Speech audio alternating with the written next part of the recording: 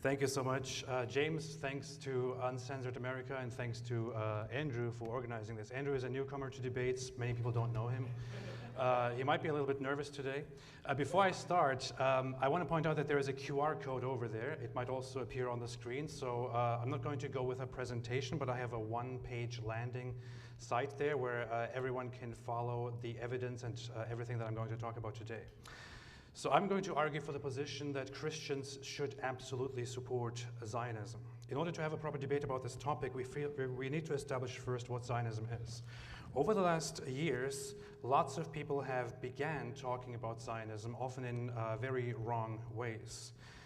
They have given wrong descriptions, especially when Christianity comes into the equation. Lots of people misunderstand what Zionism is about. They think that it is about some end-time prophecy, often influenced by certain Protestant teachings, but it might come as a surprise to many people. But when I say Zionism, we are simply talking about the establishment and the protection of a land, a country, a state where Jews can live freely, a Jewish state in what is now known as Israel.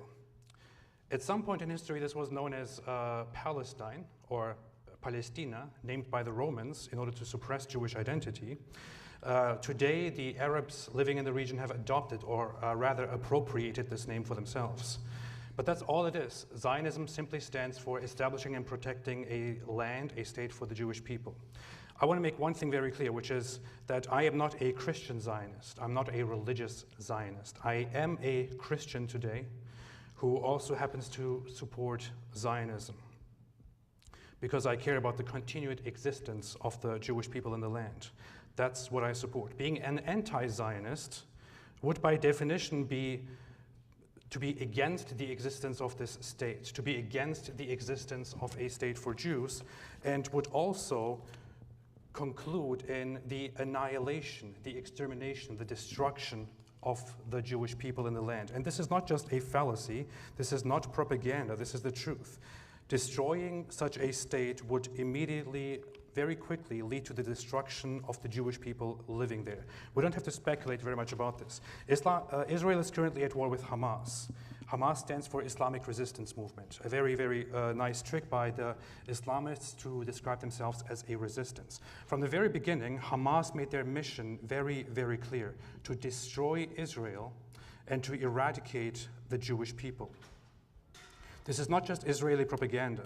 It is in Hamas's own declaration, rooted in Islamic prophecy. In the Hamas Charter of 1988, you can read very clearly in Article 7 that it says, "The hour will not come until the Muslims fight the Jews and kill them, and the rocks and trees will say, 'O Muslim, there is a Jew behind me, come and kill him,' except for the Gargat tree, which is the tree of the Jews."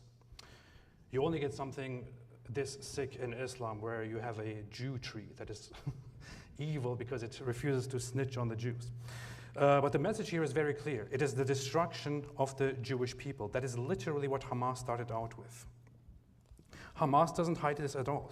After October 7, their leadership declared that they would happily attack Israel over and over again until Israel is completely destroyed and eradicated. The leadership of Hamas, Fatih Hamad, a leader among the Palestinian Arabs in Gaza, has in 2018 and on multiple occasions explicitly said, word for word, I'm not exaggerating, that within a few years we will fulfill the promise of the eradication, the cleansing of the filth of the Jews from the land of Palestine.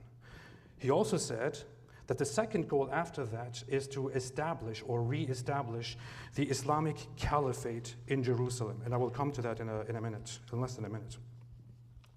Now, Hamas is not alone in this. While Gaza is led by Hamas, on the other side in the West Bank, the Palestinian Authority is in charge.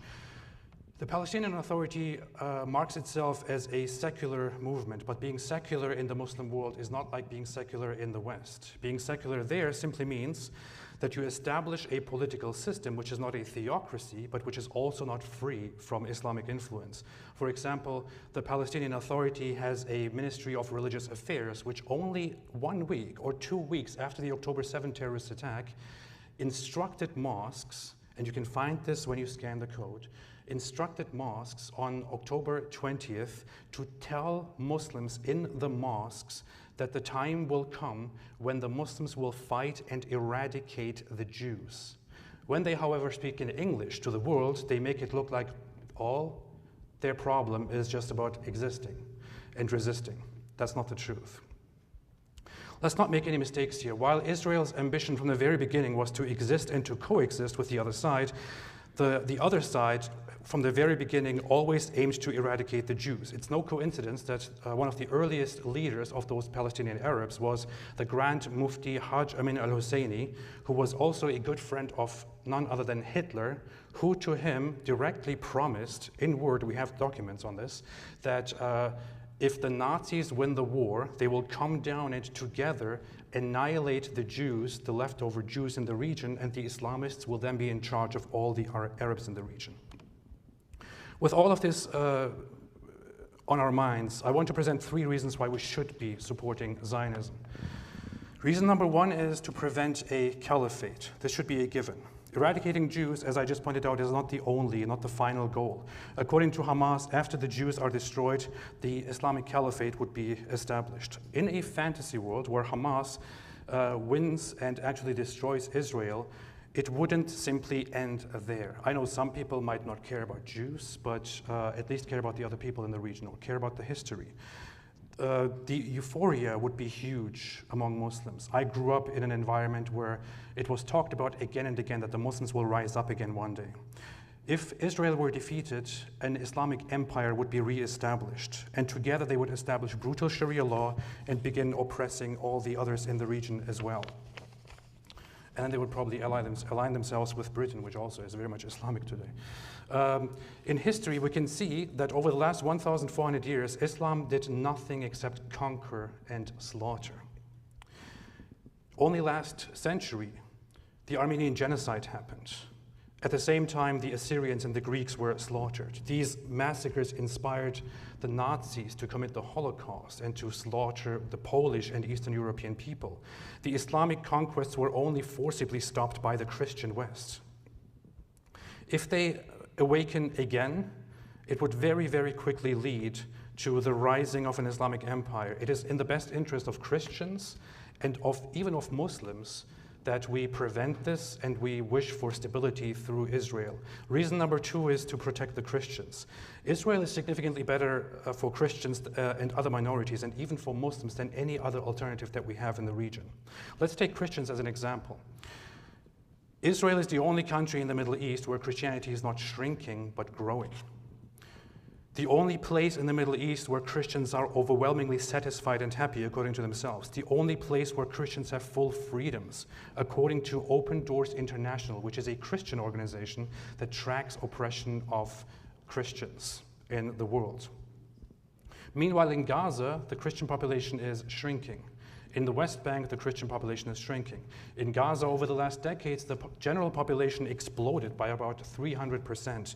At the same time, the Christians are about to be non-existent. They have shrunk under the number of 1,000. Some people actually come and ridiculously suggest that this might be Israel's fault, but how could that be? That doesn't make any sense. If Israel was at fault, then the entire population would be shrinking, not just the Christian population. Under Israel, Christianity thrives. Under Islamic persecution, Christianity dies. In 2014, the Greek Orthodox Archbishop Alexios in Gaza said that Hamas uses the compound of the ancient church of St. Porphyrius to fire rockets from there at Israel, which would inevitably lead to Israel having to respond. During this current war, the compound of the St. Porphyrius church received damage and a building inside there collapsed. Guess who people blamed that for? Israel. Reason number 3, and here I want to appeal to Scripture. In Romans 9 through 11, St. Paul writes that his heart is aching for his fellow Israelites, that he would give up his own salvation if he could to save them, his fellow Jews, the Israelites, by flesh, as he says. He makes it very clear that the true Israel are those who believe in Christ, but he nonetheless acknowledges that those who reject Christ are still the natural branches. He writes, as regard the gospel, they are enemies for your sake, but as regard election, they are beloved for the sake of their forefathers. Only for the Jewish people is something like this ever uttered in the Bible. He says, for the gifts and calling of God are irrevocable. He warns Christians and says, do not boast against the natural branches, the Israel by flesh. If you do, remember that you do not support the root, but the root supports you. He prophesied, he said that there is a partial hardening upon Israel at this moment, but that God will, through a mystery, change things, and in the future remove sin from the people of Israel and graft them back in, and therefore all Israel will be saved. St. Cyril of Alexandria also said, based on this, that Israel in the future will be reconciled to Christ through faith. St. Augustine said that the survival of the Jewish people is a huge sign from God, and that they will eventually be reconciled. St. John Chrysostom, despite his harsh rhetoric about Jews, said that it is bound to happen in the future before the end, that the Jewish people will be grafted back in by God. I want to finally also quote a respected Orthodox hierarch, Metropolitan Kallistos Ware, who recently died, who also very, very emotionally in the 90s wrote an article in which he said that the Jews are still God's chosen people until the end. Let us never show the slightest disrespect or hatred toward them. I went to Israel myself. I saw the people there when I was still an ice-cold atheist. I experienced the people there. I had interactions with religious Jews there. My time in Israel is something that led me to question everything. I realized one thing, which is that these people are amazing, despite what everyone says. And it didn't make sense to me that people around the world would vilify the Jewish people. It certainly cannot be because of the way they are. When I open the Bible today, in which I firmly believe, I see that St. Paul loved the Jews who rejected Christ. God still loves them and still has a plan for them forever. I love them too, and I think everyone should support them in their fight for survival instead of letting them die. Thank you. Thank you very much for that 12-minute opening from Ruud Van.